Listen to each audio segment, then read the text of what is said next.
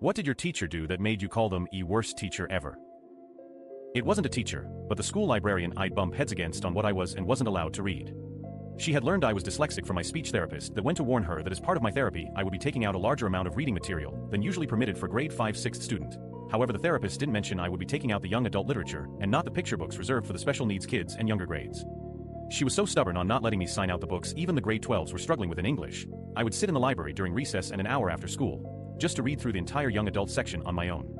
The teacher in charge of supervision during recess didn't like that I would sit inside all day, but didn't want to get into an argument with either my therapist or the librarian.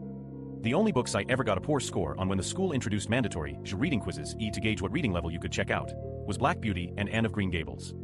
I hated those books, the story was boring and I couldn't be bothered at the time to memorize parts for the quizzes to at least pass the requirements for approval for more books at that level. The worst part was there wasn't any alternative books I could have read that would have interested me so I could pass the level cap.